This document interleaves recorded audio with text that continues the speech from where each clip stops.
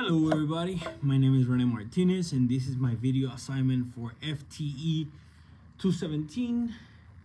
My professor's name is Daniel Sape and today is October 13, 2024. Again, this is the week 5 video assignment.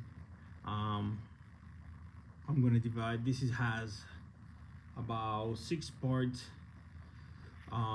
First, I am going to be working with a firearm, and I want to show everybody that I don't have no live ammunition on my workstation or on my surroundings. And I'm going to make the firearm clear. I'm going to be working with an Aero Precision AR-10. Hold the bolt, visually and physically inspect. There is no live ammunition in there whatsoever. We good. So we're gonna close our bolt. Dry fire. Always pointed in a safe direction. So this assignment has 6 parts, and the first part is perform a dry function check, like I just did. Pull the bolt, make sure it will cycle perfectly good. The bolt holds when it needs to be held. It releases, and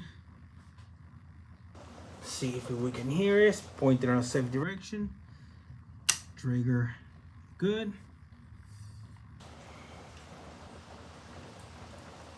Now I'm gonna go ahead and do a dry function check of feeding, ejecting, chambering, and everything. With a dummy round. That's what I got right here. Got dummy rounds. I got about 10 of them in there. So we're gonna insert the magazine. Make sure that's good. We're gonna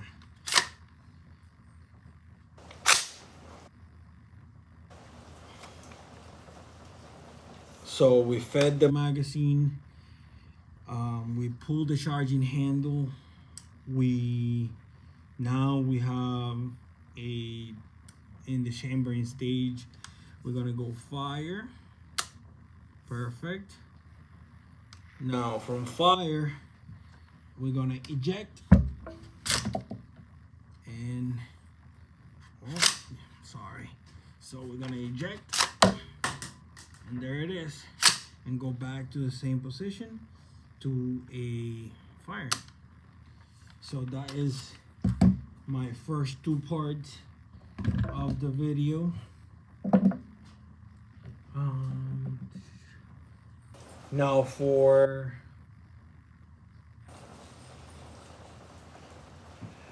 detail. Okay, so this we got a detail. What I'm looking for while performing a dry fire or a live fire function check. I look for how the firearm is feeding, how it's ejecting, if it's ejecting, if it's not ejecting, we're talking about live fire ammunition, so how the gases are working. So that's what I'll be looking for on a dry fire. I'm sorry, not a dry fire, a live fire. Now the other part of these will be assess the feeling of the trigger, how smooth or difficult it is to pull. So honestly, this trigger is way better, way smoother than my other one. So we're gonna just take that dummy round out. So we got the trigger pull right there. With the trigger down, I'm gonna look for the recess and where the wall is, where it's gonna recess. So see if you guys can hear it. There you go. That's a reset, and I'm right at the wall too. Barely no pull. So I like this trigger compared to my other AR. It's actually, this one is really smooth. All right, so for the next part, this that was part 2. For part 3, I need to take measure the barrel length. So just bear with me for a second while I get everything ready for it. All right, guys, so I got everything ready. I got the upper on my clamp so I can do my measure my barrel length. I'm gonna be using flat tip, and I'll be measuring the length from the inside. As the lecture said, put a little flag in there, see how that goes. So I'm gonna go right way over here, and I'm gonna do it from this side. Actually, yeah, I'll do it from this side and see what the measurement is.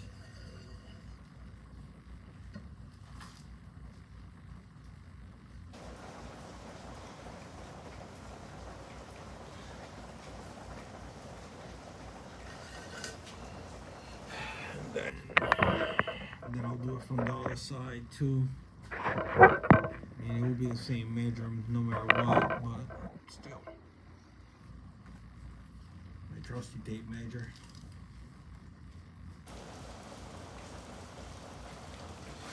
So we are running 18 inches. I'm gonna double check that from the inside.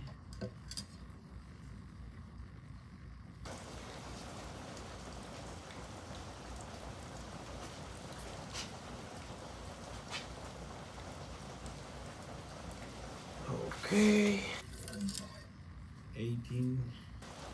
That's right there where my mark is. Oops. And 18 inches. So my barrel is 18 inches. Now we're gonna check the twist rate. We got a jig in here. Jag set. I'm gonna be using a jig.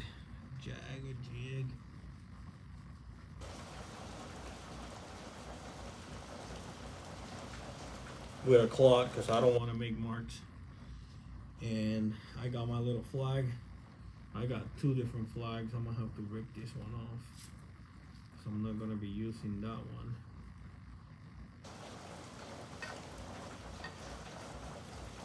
So right there. Make sure we're straight. See the flag right there?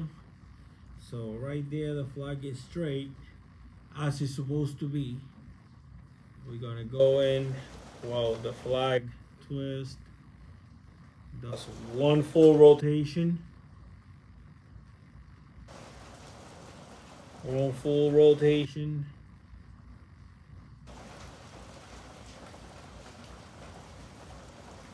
All right, so it is 1 full rotation and a half. So that will give me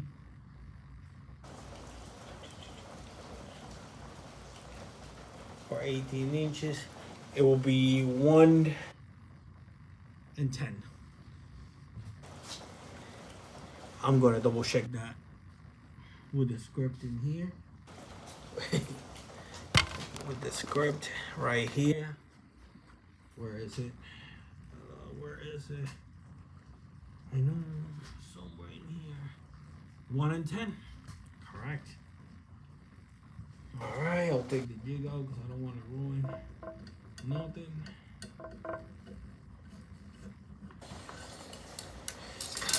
All right.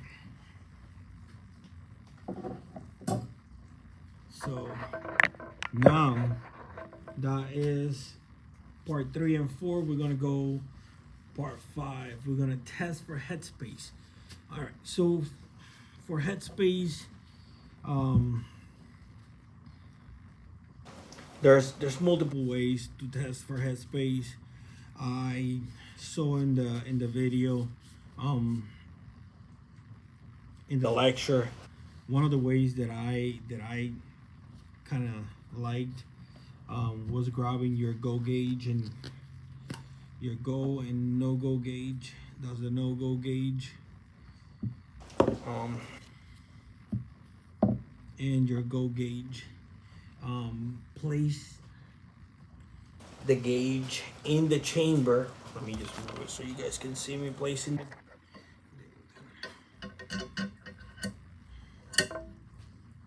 All right, and then you're gonna put the. I just dropped something.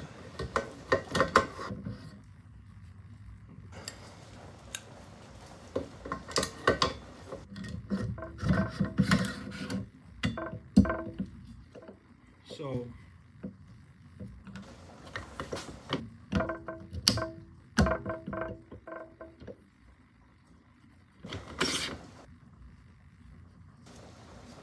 okay.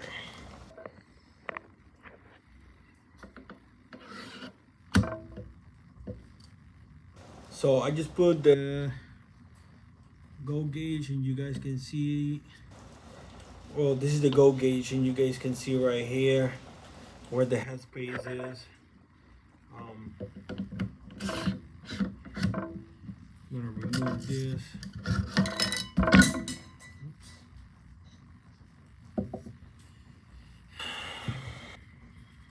I'm gonna remove.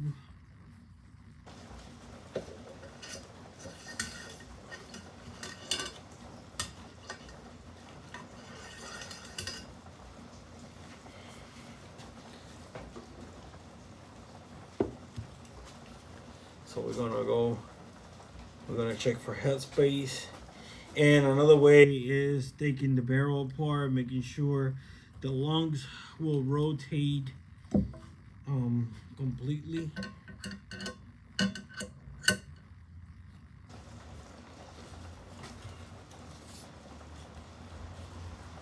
I'm actually gonna do it without the firing.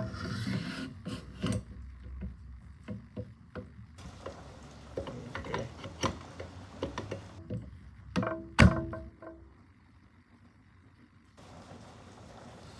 There you go. That is completely flushed and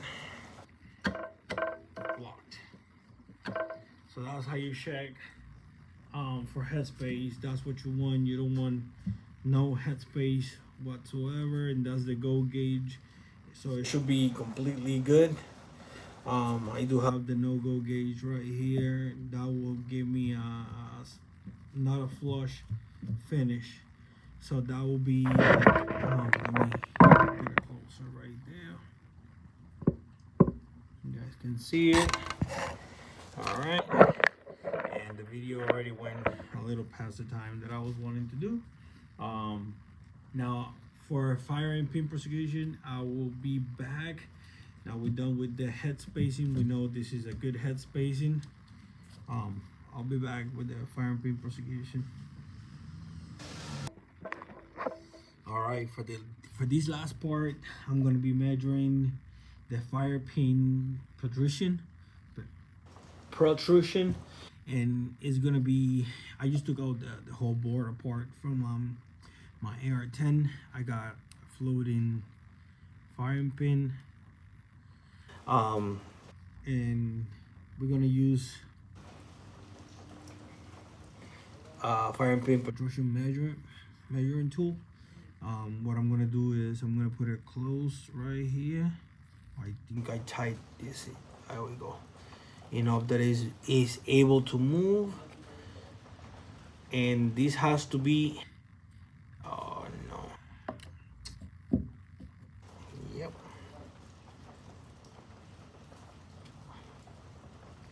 okay, this has to be between 28 and 34 thousandths of an inch for it to hit the cartridge how it's supposed to. Let me see if you can see it right there. I wish I had the little piece that it will say how far it will go. But I got my trusty calipers.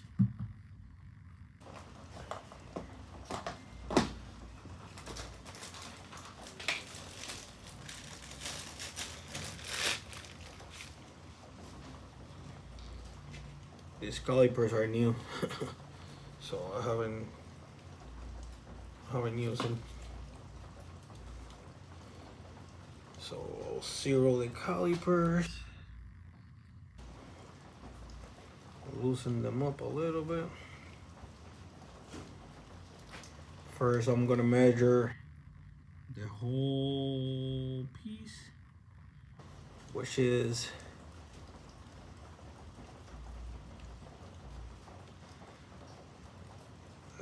6 thousandths of an inch.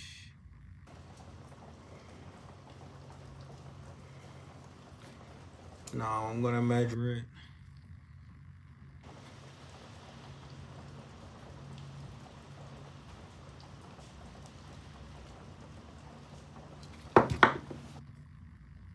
Thank God this.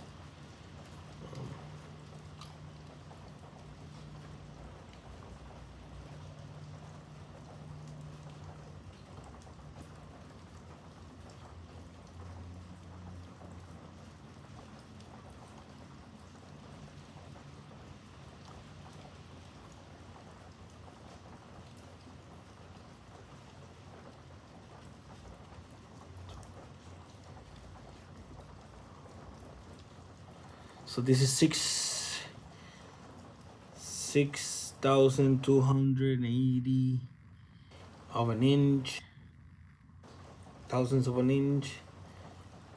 I'm sorry, 27. And with the firing pin, it is 6,076. This is getting me 32 thousandths of an inch. That's how much my firing pin comes out. So that's how I measure my firing pin protrusion. And that will be all for the FTE 217. Again, my professor's name is Daniel Sape, and thank you.